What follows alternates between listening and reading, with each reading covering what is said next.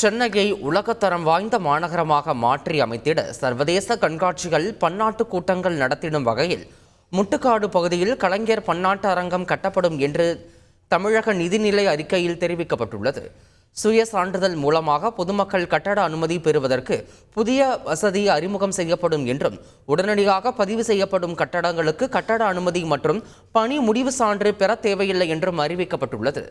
பருவமழை காலத்தில் போக்குவரத்து துண்டிக்கப்படாமல் இருக்க 2006 கோடி ரூபாய் மதிப்பீட்டில் 1113 உயர்மட்ட பால பணிகள் எடுக்கப்பட்டு 683 உயர்மட்ட பால பணிகள் முடிவடைந்து பொதுமக்கள் பயன்பாட்டிற்கு கொண்டு வரப்பட்டுள்ளன என்று தெரிவிக்கப்பட்டுள்ளது.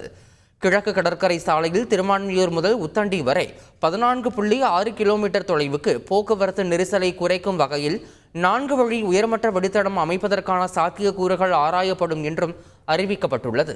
10,000 அரசு பணியிடங்களை நடப்பு நிதியாண்டிலேயே நிரப்பும் பொருட்டு உரிய நடவடிக்கைகளை அரசு துரிதமாக மேற்கொண்டு வருகிறது என்றும் அறிவிக்கப்பட்டுள்ளது.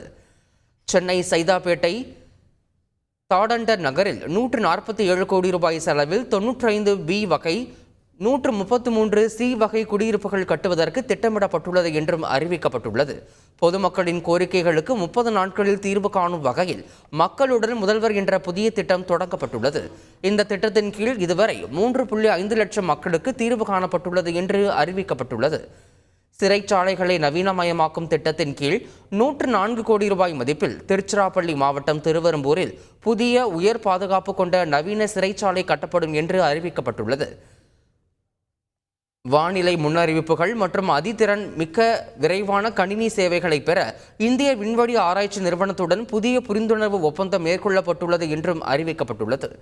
வெள்ளம், புயல், நில அதிர்வு போன்ற இயற்கை பேரிடர்களை கண்காணித்து கள நிலவரங்களுக்கு உகந்த செயல்பாட்டு உத்திகளை வகுக்க ஏதுவாக தொழில்நுட்ப மையம் அமைக்கப்படும் என்றும் அறிவிக்கப்பட்டுள்ளது.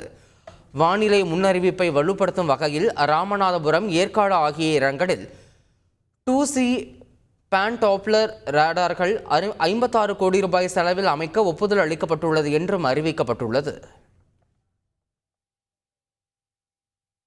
கன்னியாகுமரி, நாகப்பட்டினம், ராமநாதபுரம் உள்ளிட்ட கடலோர மாவட்டங்களில் தூண்டில் வளைவு, மீன் இறங்குதளம் போன்ற கரையோர பாதுகாப்பு பணிகள் 450 கோடி ரூபாய் செலவில் மேற்கொள்ளப்படும் என்று நிதிநிலை அறிக்கையில் தெரிவிக்கப்பட்டுள்ளது.